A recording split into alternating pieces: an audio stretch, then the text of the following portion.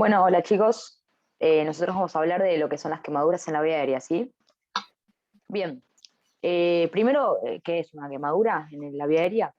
Es el daño que se produce en el sistema respiratorio, que está causado por la inhalación de humo, que usualmente esto sucede durante incendios en espacios cerrados.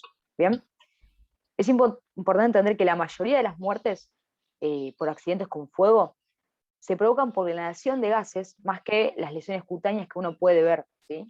Las lesiones por las llamas, digamos, ¿no? Debido a que principalmente por el compromiso ventilatorio que produce esta inhalación de gases, ¿bien?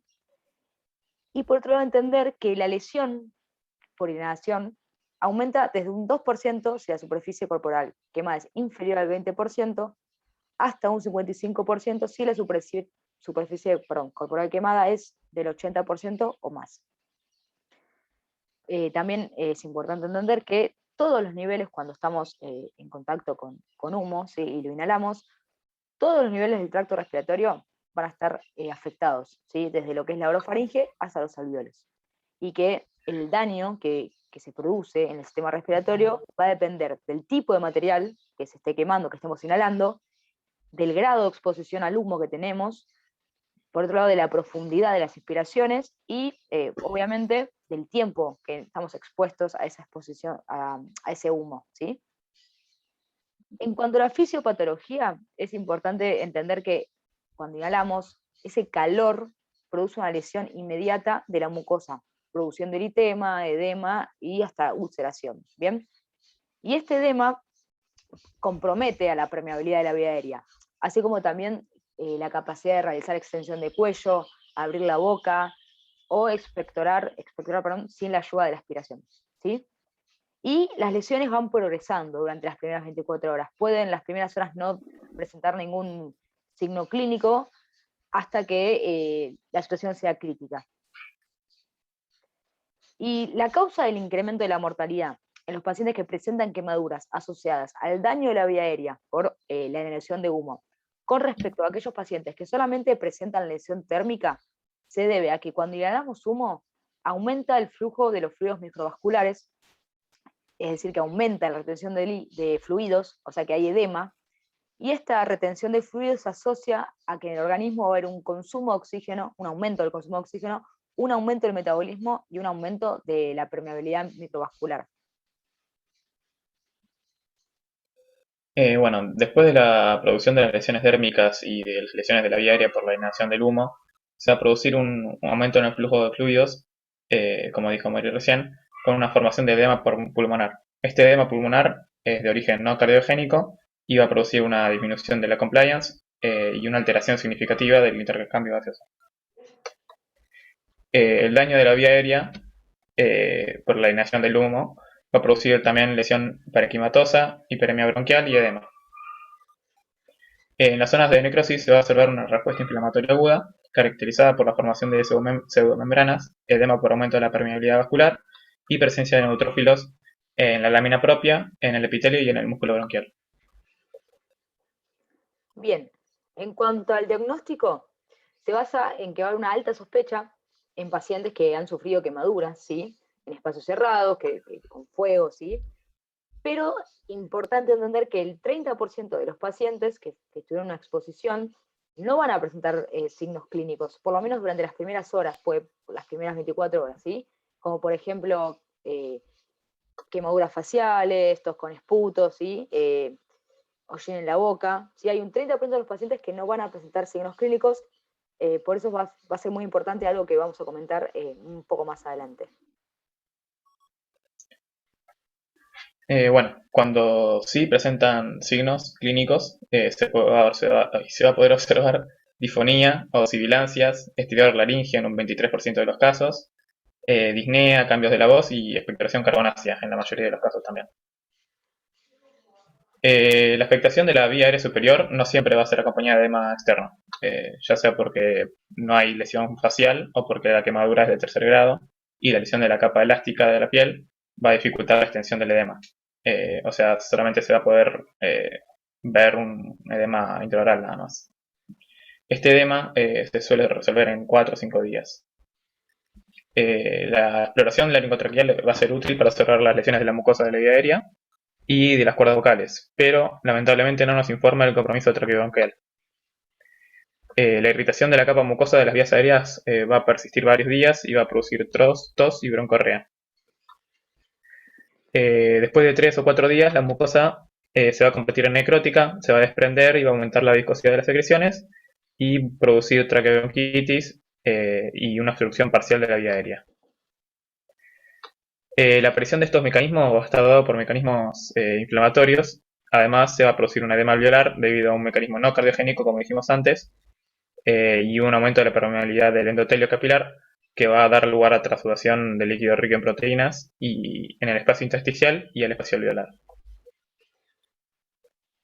Bien, en cuanto al laboratorio, que es complemento de lo que es la clínica, ¿sí? En un primer momento, digamos, el gol estándar que habla el artículo es la fibrobroncoscopía, ¿sí? Con esta técnica lo que permite es ver la presencia de eritema, de acúmulos de hollín, ulceración o edema. Como decía, es muy importante porque en muchos casos no hay signos clínicos, como por ejemplo quemadura facial, es algo muy característico, entonces es muy bueno este método para llegar a un diagnóstico 100% confirmado. Acá vemos qué es la fibroscopía, que es este aparatito, que es una cámara que se introduce dentro del sistema de la vía, ¿sí? Donde se puede observar, en este caso, las cuerdas vocales y por este otro la tráquea. Acá se puede ver claramente la quemadura, ¿sí? Que muchas veces desde lo exterior no hay signos clínicos. Acá vemos una clasificación de lo que se puede encontrar, ¿sí? En una fibroscopía, siendo el grado 0 negativa cuando no hay ningún hallazgo clínico, y siendo un grado 3, por ejemplo, cuando hay ulceraciones, necrosis, secreciones bronquiales y, bueno, una ausencia del reflejo de oxígeno. Otro método de laboratorio es la radiografía de tórax. Si bien en un principio puede ser poco sensible al detectar este daño pulmonar, pero en un 60% de los casos se pueden encontrar infiltrados focales, infiltrados difusos y edema pulmonar, ¿sí? Solamente en un 60% de los casos. Otro método, ¿sí? Es observar los niveles de carboxihemoglobina. ¿Qué es la carboxihemoglobina? Es un gas tóxico, en este caso el monóxido de carbono, unida a la proteína de transporte que transporta la sangre y la hemoglobina, ¿sí? Cuando este nivel es mayor algunos artículos dicen a 10, pero en este decía 5, 5, 10, es que, bueno, estamos en presencia de una inhalación de humo, ¿sí? Y este aumento anormal es el responsable de la hipoxia y de la acidosis metabólica secundaria que se produce en el organismo, pero no es responsable de lo que es el daño tisular, ¿bien? Otra forma es la presencia de niveles plasmáticos de cianida o cianuro superiores a 1 miligramo por litro. Pero bien, es importante entender que no es común la intoxicación por cianuro, pero no es menos importante, ya que tienen los signos y síntomas muy similares al monóxido de carbono, ¿sí?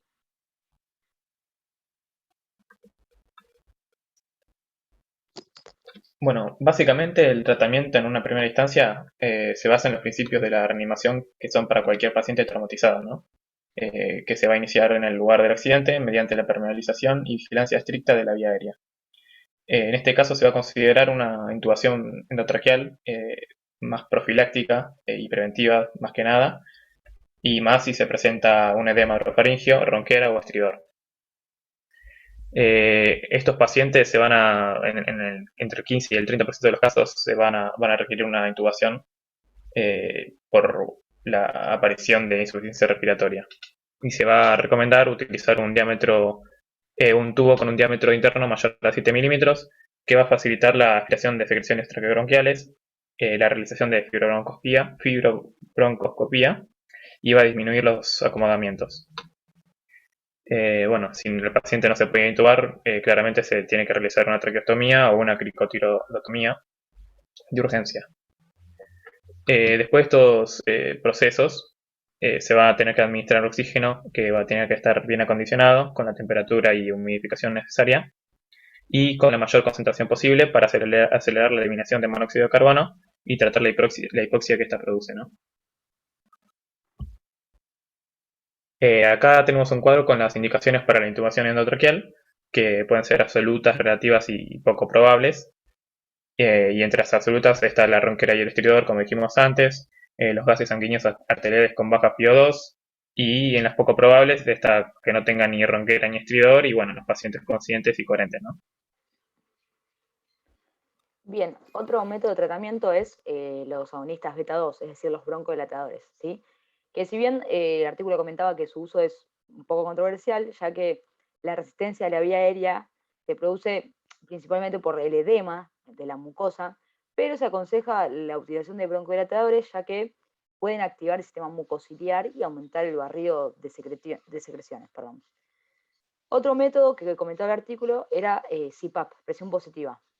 Debido a que cuando inhalamos humo generamos una disminución de la compliance, como comentamos recién, y un aumento del Jun intrapulmonar, esta presión positiva mejoraría el intercambio gaseoso. ¿Bien?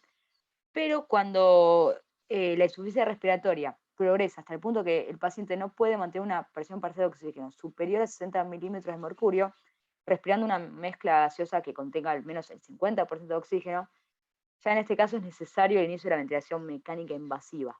¿Bien? Y como para ir terminando, es importante entender que si bien la fibronoscopía es el gold estándar, es el método diagnóstico más efectivo y eficaz, no es en muchos lugares, no se encuentra, entonces como una segunda opción se utilizaría una laringoscopía directa, ¿sí? Lo cual también tiene fácil acceso y proporciona una información bastante importante. Bueno, muchísimas gracias y esperemos que hayan entendido y les haya gustado.